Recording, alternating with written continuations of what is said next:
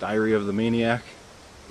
The sun is finally out, and with the sun in the rainy season, yesterday it rained, the mosquitoes are out.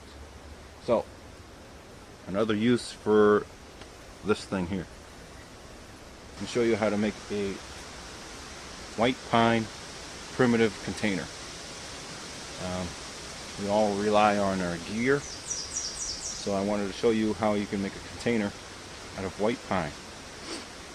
Now white pine, I'll go over white pine again. White pine, again, white pine in a needle cluster, you'll have 5 needles, and the way I remember it is that there's 5 letters in the word white and there's 5 needles in a cluster. So this is white pine here. Now let's get into the tree here. Now, so this is white pine. This is the adolescent white pine, to get somewhat technical. This white pine is growing in a white pine grove, so there's a lot of other white pines in the background. I'll see if I can show you guys here. So in the background, that's all white pine. But the reason I chose this white pine is because I need a big container. Let me flip the screen so I can see myself. I gotta see myself. This is a big white pine, and I wanted a big white pine in a big pine grove because the pines, I don't want any blemishes in the bark. So when it grows in a group like this, in a grove, there's less blemishes in the bark. So after you make your container, there's less likely for any cracks. Any blemishes in the bark will cause it to crack right there as it dries.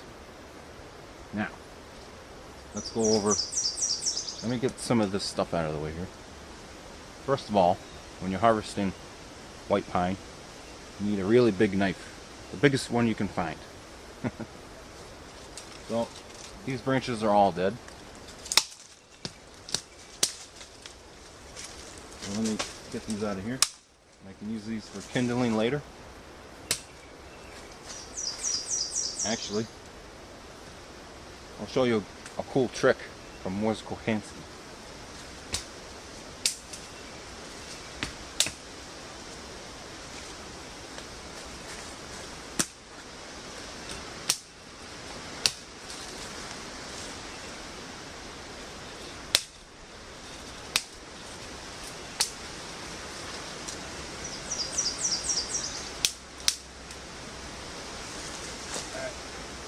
So, I did that so I can walk all the way around the tree.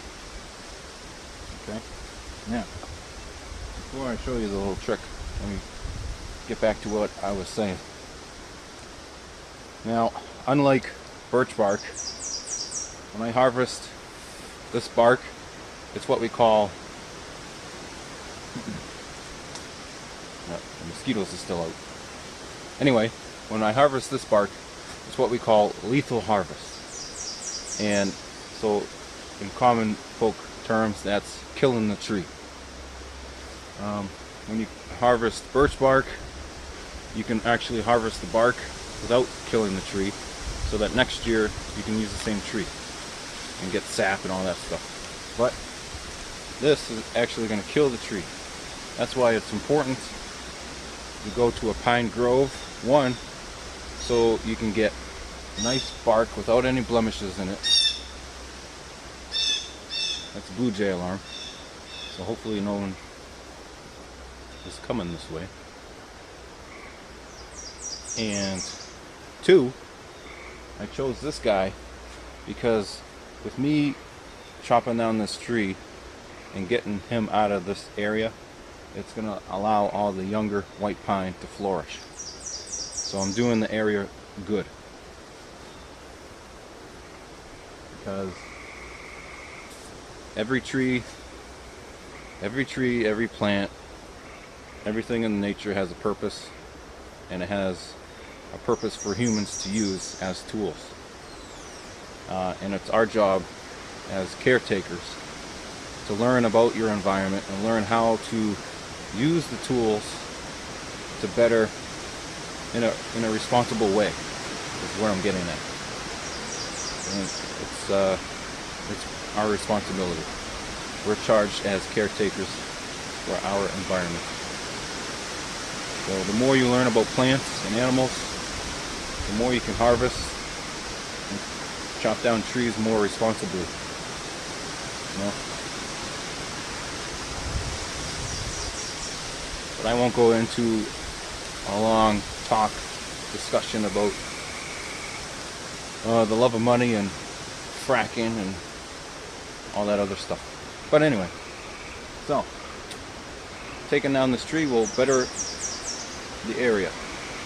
So let's get into it. I looked all the way around here, and there's no blemishes, there's no scarring. So this is going to be a good container. Okay.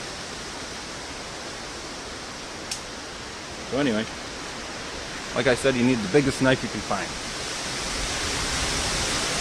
And it's kind of windy. I hope you can hear me over the wind.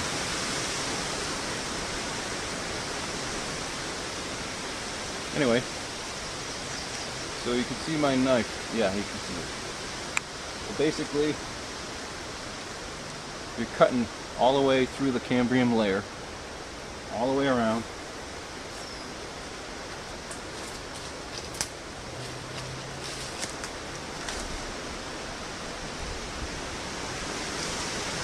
On the top of the branch, and I'm going to do it again up here.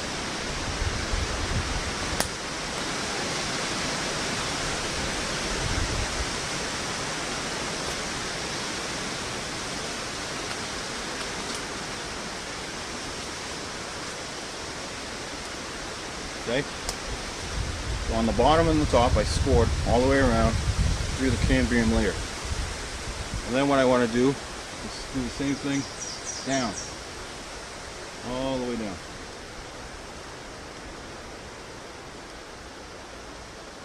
So I just connected the two circles. Okay, and I put my knife away, and I'll show you how now there's going to be sap all over your blade. And I'll show you that. Well, I might not have time to show you that. But with the white ash from your campfire in water, you can make a paste and just rub that on your blade, and that will get rid of the sap. And then just wash it off. So, once you do that,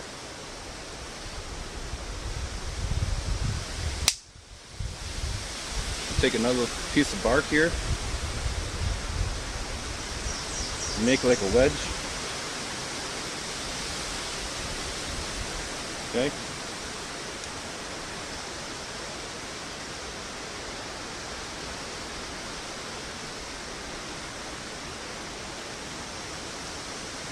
And then it just peels off.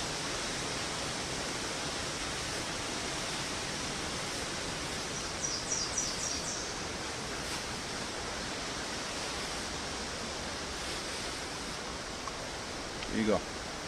Now all of a sudden it smells like Christmas. Ta-da! Now with this big piece I can make 2 containers. I'm going to cut this in half.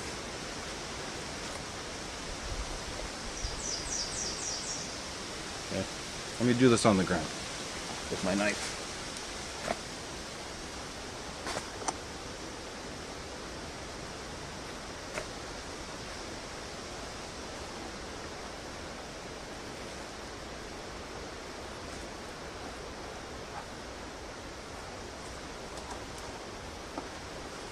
Okay, so now I got 2 pieces here. Okay. Now with this, you can use this all sorts of different ways. You can use this for shingling for your shelter. smaller pieces, you can use it as a bandage. Okay, and the cambrium layer will act like a medium for your blood clotlets, your blood platelets to coagulate and form onto and start the healing process. But right now I need a container. So, put that on the ground. Now I need to make clothespins. And you can use the same tree that you just killed.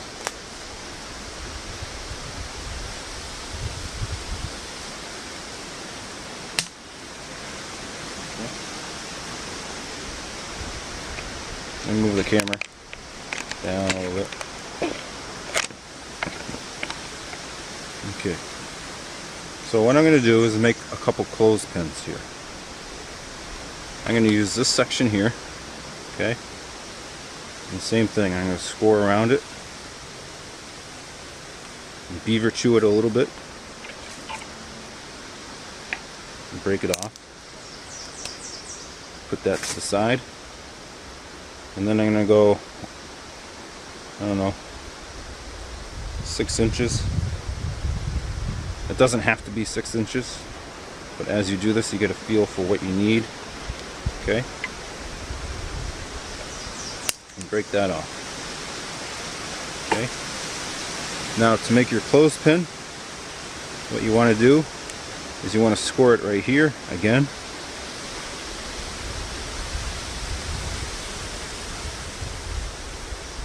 Okay, and then make a slit, and then you want to take that section of bark off, and actually this is the perfect size for a bandage, for a finger or a cut or whatever. Let me put this down. So if I have a cut on my finger after I'm practicing bad knife safety, I can do that, tie that around with some hemlock rootlets or duct tape or whatever, and that's a bandage. And there's a balsam fir right over here. I can show you another way to make a waterproof bandage for cuts. So anyway, so we got a clothespin. Now the reason why I left this bark on is because what I'm going to do is I'm going to split right here all the way down, and then this bark is going to stop the split from going all the way. Okay? So I'm going to do that on the ground here.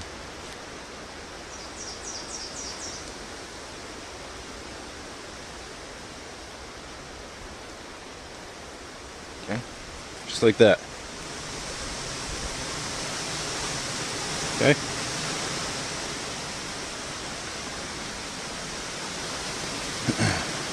So for a container, you need 2 of these.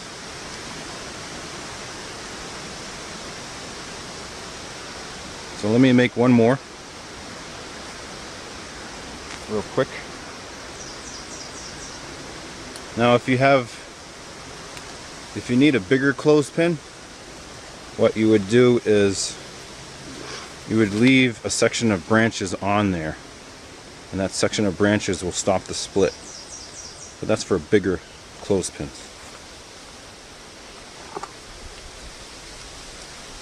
So I'm going to score this all the way around. Break it. Score it again. Break it.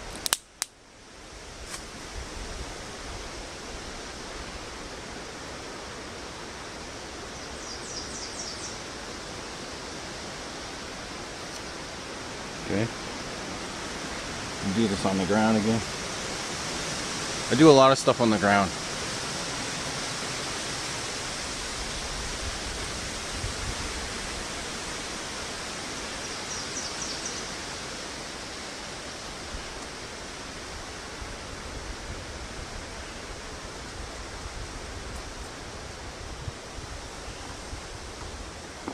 Actually, let me move the camera.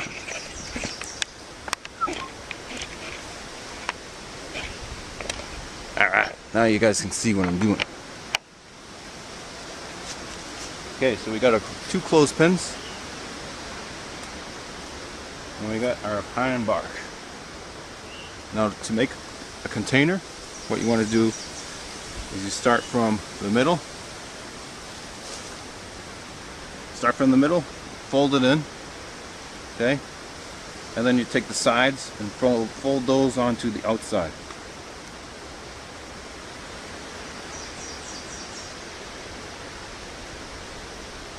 Like so.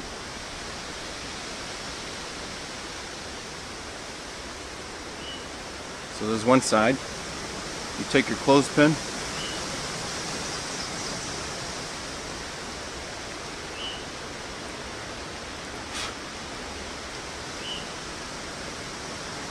and stick it on there. Like that. Okay? And then do the same thing on the other side.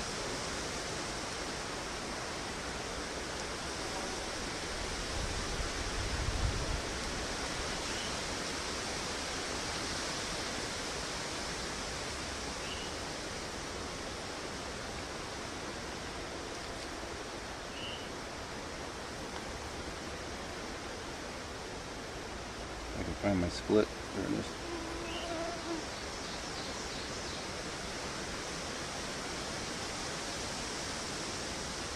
Okay, so now I have a container.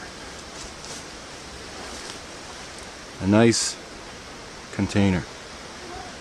Now with this container, the inside is sorry. The inside is already antimicrobial and bacterial from the sap. Okay, I can fill this up with water. I can place this directly on the coal bed or your fire, and it won't burn. The container won't burn where the level of water is. So if I fill this all the way up, it won't burn the container. Just like that trick with the Dixie cup full of water, you can put it on the fire and the Dixie cup won't burn. Same thing with this. Also, I can stone boil with this. I can fill this with water. I can make, can you see that? Yeah. So if I made 2 containers, okay,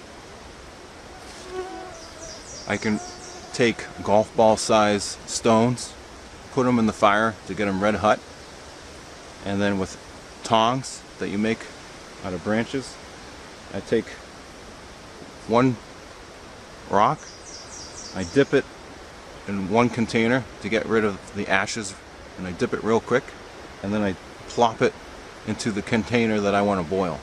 And so I take a stone, dip it to clean it, and plop it until this container gets so hot that it boils. So that's another way to boil water primitively. And so back at the school I got different examples of some pine bark containers that other students have made, and I'll show you guys that. Okay. There's another way to make these containers. It's called the McDonald's fries. Basically, you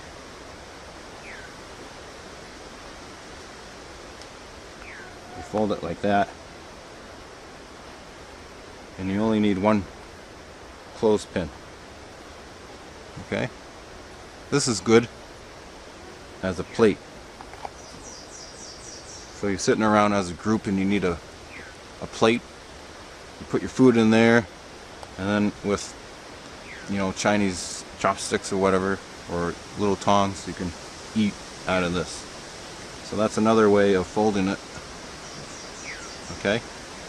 Now if you get a real big piece, you can fold it just like those Chinese foods, the Chinese food takeout boxes. You can fold it just like that too. You know, so go online and Google origami. You can make all kinds of different containers. Every section between the branchlets is a container. So here's a container, here's a container. That might be like a shot glass size. There's another shot glass size. Here's my big container, all the way up. all the way up the tree is containers, containers, containers. And all the branches are your clothespins. And all the dead branches on the bottom is your kindling. Okay?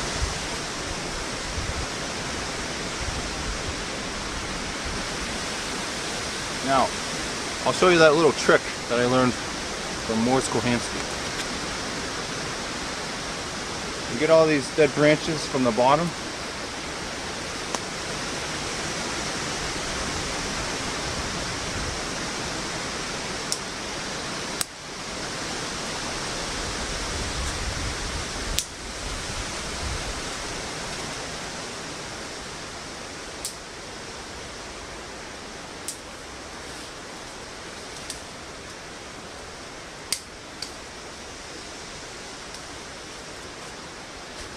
Okay, now this is a small example,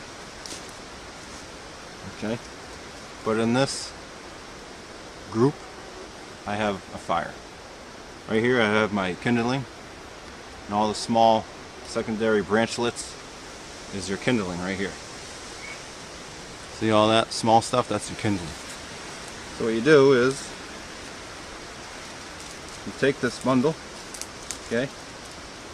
What you do is you fold it like that, and then you fold it again like that. Okay? So now I have a bird's nest with kindling in the middle.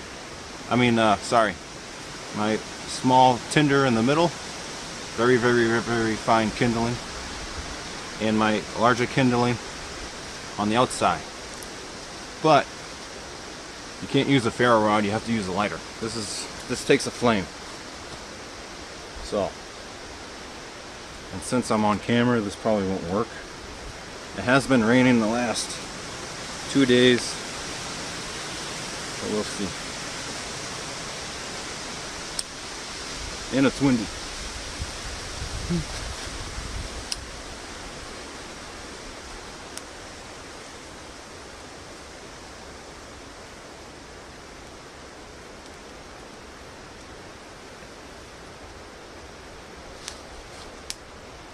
And the great thing about this is it has a handle, so you can turn it any way you want to get more of the package on fire. Pretty cool, huh? So I use this all the time because I always carry a lighter. So let me put this out real quick. So that'll keep the mosquitoes away for at least half a second. Alright, so let me stop the camera and I'm going to show you that trick about the balsam fir sap. Okay, one thing I forgot to mention.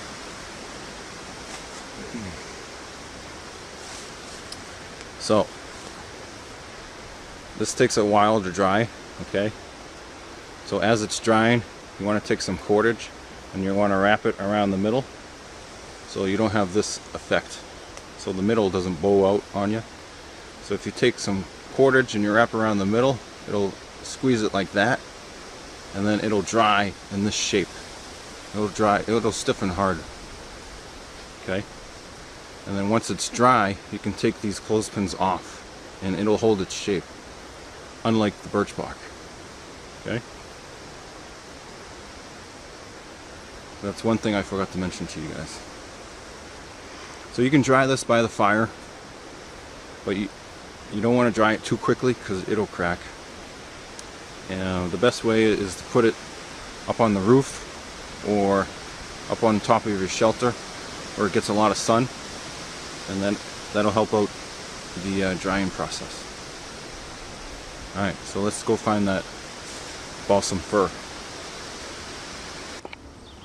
Alright. Wait for this car to go by.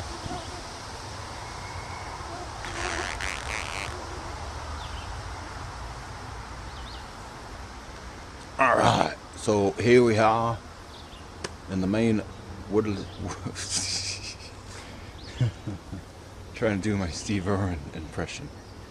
But here we are with a mature example of the balsam fir. And you can tell it's a balsam fir because it has all these zits, or the technical term is nodules. Here's some leaf. This is what the leaves look like. They're flat needles. On the other side, they're whitish. Anything more than that, you need to Google it, because you got to teach yourself. So, anyway, the bark is smooth, but it has all these zits that go all the way around it. You can see a lot of people have already been using this one. So here's a nice little zit that you like to pop, and it's just like that packing bubble wrap. You just gotta pop the bubbles. Well, you just gotta pop these. You can't walk by without popping one. So what I'm gonna do with my knife is I'm gonna cut myself. No, I'm just kidding. A little comic relief there. Anyway, if you have a cut, you take a little knife, or you can take a stick and you pop underneath there, and then you can put the sap right on there.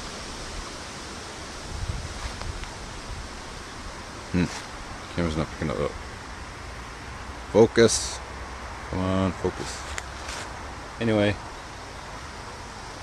sap's on there. It's clear. Smells like Christmas. So the sap is antimicrobial, bacterial, and all that happy stuff. So once I get this on the cut, okay, I can go back to the fire and put white ash directly on the sap, and that will, you sprinkle white ash on the sap, then you blow off the rest, and that'll form a waterproof bandage.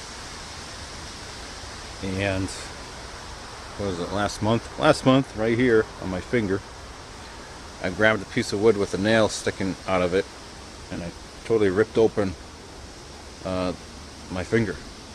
And so I used the same sap, I put it right on the cut, I put a bandage on it, and I didn't touch it for 2 days. I just left it on there. 2 days later, I took the bandage off, and the skin had grown enough where it was hard enough where I didn't have to worry about it anymore. It wasn't tender. It wasn't, tender at all. Or it wasn't sensitive at all. And I didn't have to do anything to it. After that, it just healed. So that's how we use balsam fir. Come on, focus.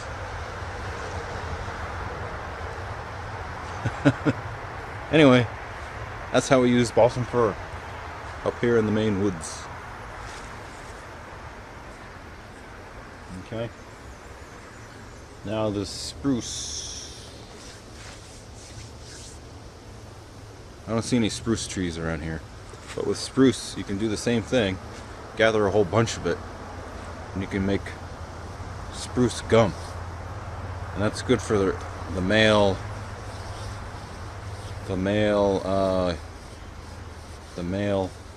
tools, if you would. It's good for date nights. You can boil the sap down and make gum, and you chew on that gum, and then you go out on your date and you'll have a good time. Just saying.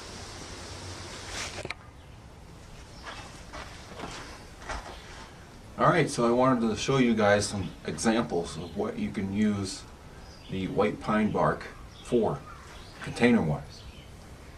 So, that container that I just made, once it's dry, it'll hold its shape, like this one here. Okay? And it's stiff. Here's one drying with the cordage wrapped around the middle to keep its shape. Although this one hasn't been taken care of. But it also has a crack right here. You can see it cracked because of the blemish. You can see the crack right there, maybe. You can see sunlight through it. Right there. So that's why it cracked, because it has a blemish. So, depending on the section of bark that you get will dictate the size of the container. Here's a small container. Here's a, I don't know, what would you use this for? You can use this for anything, painting, whatever. Okay? And you can get even more creative with that same tree. You can get the pine resin. You can after you take all the bark off, you can chop up all the inner wood. You can chop that up into kindling, and you can put that in the fire to get all the resin and make pine tar. But that's a whole another video. With that pine resin, you can make a glue, and then you can make a container like this. Okay, that one of the apprentices from last year made. Okay, and what he did was he made with a branch he cut to make like a little round. What's the word I'm looking for? A little round disc out of the branch, and then using a bow drill, actually for a drill, he drilled a hole through the middle there to create a ring, and then with a bow drill spindle he made a cork. So there's a waterproof container right there, right off the landscape. Also, you can make a basket like this one here. Okay. This has some, what is that? I'm guessing that's a piece of ash stripping that goes all the way around, and then it looks like little strips of thin pine bark as, see, it looks like little thin strips of pine bark as threading to wrap around the ash. Okay, and then the same thing on the side here. So this is not waterproof. So this would be a dry container. Okay, for dry goods. So there's another little option. And what you do is you just score the bottom here, and I'll show you how to do that. What you would do is with your raw, say this is a fresh piece, okay? You would score, not cut, but score like a cat's eye. You'd score it like that, and then score it like that, okay? To break the outside surface, like they did here. See how it's kind of like a cat's eye there, or cat's pupil. And then you can bend it without it breaking there. And then you can make one of these. One of these is called a binky. Alright, so that is that for white pine bark containers off the landscape. So again, I really appreciate you guys subscribing to the channel here. It helps make all this possible. It helps me stay out here a whole lot longer. And I'll get started on the next video. So stay tuned for next week's video. Thanks a lot, guys. I really appreciate it. See you then. Bye.